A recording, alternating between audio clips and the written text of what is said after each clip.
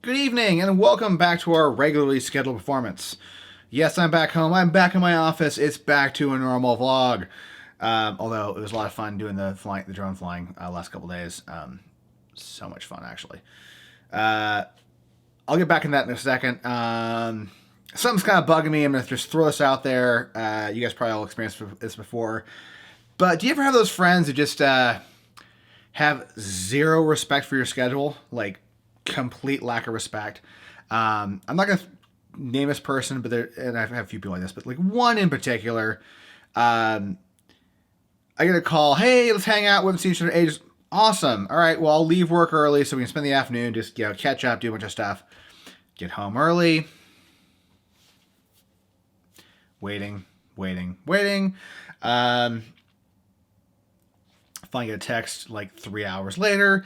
Hey, I'm feeling actually kind of tired. What are you doing tomorrow? It's like, well, tomorrow I'm fucking working. Um, I'm really getting tired of certain people in my life just kind of pulling that shit on me on a regular basis. Um, I don't make plans if I'm not gonna do them. I don't tell people if I don't want to do something, I just say I don't want to do it. Which I'm sure a lot of friends that get really annoyed with me about. I know for a fact, especially when it comes to let's go to a party. I'm like, I don't want to go to a party, but we haven't hung out. Like, I still want to go to a party. There's a one up in particular in Seattle that I ditched or didn't go to, but I never said I was going to go to. So this person gets pissy about it. Well, it's tough shit because I didn't say I would go. Anyways, but this thing, this person has done this to me like a lot and like an extreme amount, and I really care about him.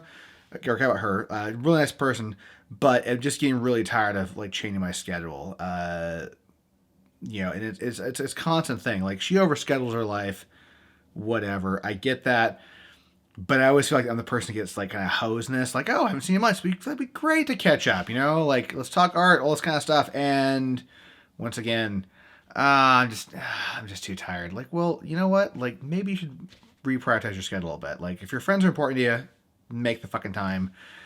Or if you say you're gonna do it, then fucking do it. Don't just fucking bail.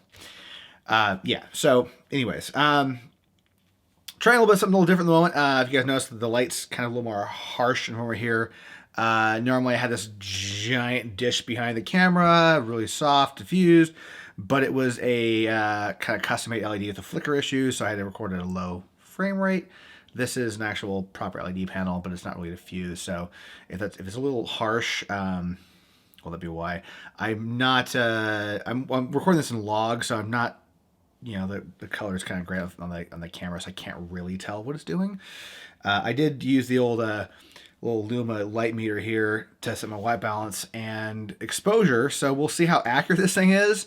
Because looking at it, I can't. It tells me it's underexposed by a stop, but I don't know. Like, it could just be that the overall scenes are exposed. I'm fine. I held the meter like right by my face. Looks okay. We'll see. Yeah, we want to talk about the little drone thing I mentioned though. So I bought that thing last year, like right after I went to Seattle. Like, I couldn't get the damn thing earlier, which is a bummer because I really wanted to fly it up north, and did a bunch of flying earlier, last winter. Kind of went out a lot, but it's really hard to fly in LA. It's hard to find out where you can fly in LA. The air maps are kind of are shit, and once you do find out the air maps, you're like, wow, there's really nowhere you can legally fly. They haven't really made the process easier for drone pilots to like contact places. Like, I mean, I don't really know what the procedure is other than just to call like a tower. I'm like, am I really supposed to call the actual airport? Like, do they want me to call and go, hey, I want to fly my drone at 4.9 miles away for 10 minutes? I'm hoping they're actually going to get better at this and make it a little more straightforward for us hobbyists. But anyways, took the thing up north and didn't fly while I was actually in Seattle, just because I was busy with other stuff. But when I got to my mom's house, did a little bit of flying, a really little bit. You guys might have saw that little clip. I was did like basically one flight out, and it started snowing. And I'm like, I don't want this thing shorting out, getting wet and shorting out over the water. That would really suck. So I landed it, and then I just kind of put it in the car and kind of forgot about it until I started driving down south again. And on my way down south, I stopped a lot. There's more footage than I even put in those vlogs. Like, there's a couple other spots where I was like, film for another 20, 30 minutes of flying. Yesterday's vlog, I mean, I think there's 3 spots I was filming. I filmed more that day. Like, I was actually flying more that day. At some point, you're like, it's more aerial shots. I don't know how much you guys actually want to see that stuff, but that was so much fun, and a lot of that is because I got a really good app, Air Map. I think I mentioned that yesterday. That is fantastic because I can literally look at a map and go, oh, I can't fly here, but a mile down the road I'm totally legal, and that was awesome because I was at some point, so I was driving down the freeway, I was like, oh, well, I got like 3 or 4 mile stretch where it's totally legal to fly, and I was keeping an eye out for a cool exit, anything interesting. And a couple spots I pulled over to, that was what I was doing. Just like, oh, this I can fly here, no problem. It's totally legal, totally legit. There's no issues. I don't have to worry about FAA problems. Because I do want to be a responsible flyer with those things. I think the people who do dumb shit are it's a real narrow segment. The people who do highly irresponsible. There's also a lot of people who just kind of do the gray area things. I see some people out like footage of guys flying in New York or flying at Venice Beach all the time. A couple big vloggers, you probably know who I'm talking about. And you can't fly in New York City. Like you can't Venice Beach is awfully close to LAX. And there's there's like the Santa Monica Airport. There's airports all over the place out there. But a lot of people kind of just claim ignorance, and I don't want to do that. I want to make sure that I'm not being irresponsible with that thing, because it's it is a hazard. Especially when I have fire areas up here. I mean, we had one of the previous fires earlier in the year, the one the first one I was evacuated at one point, cops were going down looking for a drone operator because there was a drone somewhere, and they thought they might have to call off the helicopters. And of course, everybody looked at me because I'm like the camera guy. They were like, "Mine's in my car. Like I would never fly mine." First off, I'm by Burbank Airport. Second, I know there's helicopters there. I've seen the news. That's just a long list of bad ideas. But there are a few people who do that kind of stuff, and I don't want to be a part of that. So I want to be responsible. I want to make sure that people still can fly, but I don't want to do anything dumb. All that being said, that one of those flights, I didn't put the clip in here, but I got really close to some birds, kind of unintentionally. I was like, oh, the birds flying around, and I scared a bunch of ducks. I felt bad about that one because I was flying over water, and then they all took off, and the drone did a complete freak out because they got really, really close. I mean, thankfully the birds are smarter than I am, and they didn't hit the damn thing because I would have hurt the birds. But I didn't include that clip because I was, not very cinematic, and also did not make me look very good, and I didn't really feel good doing it because it was I don't want to terrify the animals. Anyways, I digress. Right now, I am concentrating on getting ready for some tour stuff. So my long-term project's a little on hold, and really it's getting ready for the Phil's tour now, the G3 tour. I'm getting really excited about that one. It's going to be simultaneously grueling and not, in that it's a lot of shows. I think the schedule has 3 actual days off, which is how it was described to me by the person putting the tour together. That's not the case. It's just 3 days off where I wake up in a hotel. There's, they're not doing 7 weeks of straight shows, but there's a lot of 5 in a row. And there's 5 in a row day off, 5 in a row day off, 6 in a row day off. I've been working the old man tours for years, as we like to call the industry, and which is great. You do 2 in a row, take a day off, relax. I still work more hours than everybody else does in a week, so I'm not being lazy about it. I still, work 60 hours a week. It's only 4 days.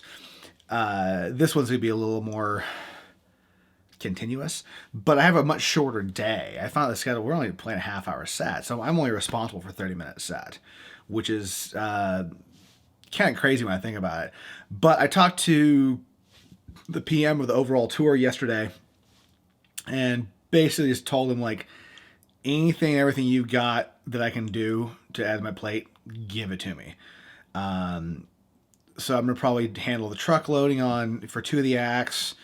Whatever else he's got during the day, I don't want to stand around. I would go insane with that. So I'm gonna hopefully have a packed day, just to keep myself moving around.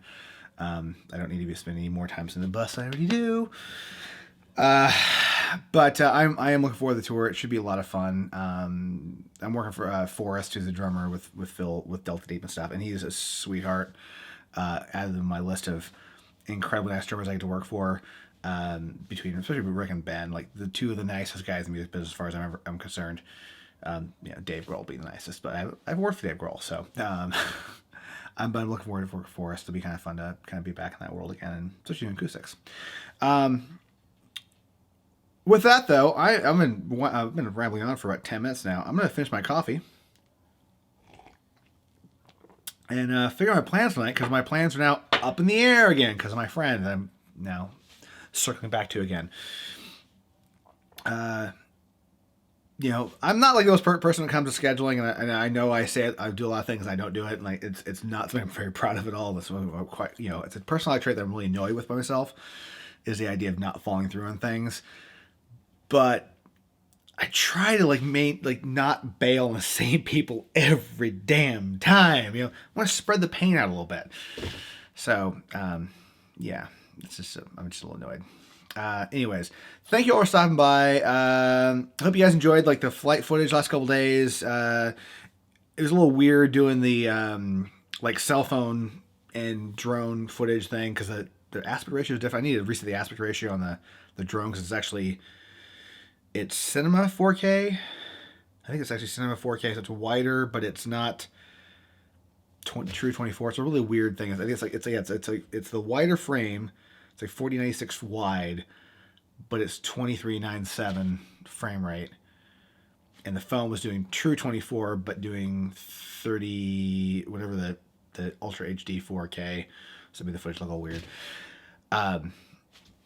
Not that anybody really cares. But it was a little odd kind of editing that stuff together. And also the mass amounts of lost time because of the new version of Adobe's Premiere, which I need to dive back to that program and get the exact specs of all the camera stuff that's going on, so I can contact those guys to get that fixed, because it really sucks that program doesn't work.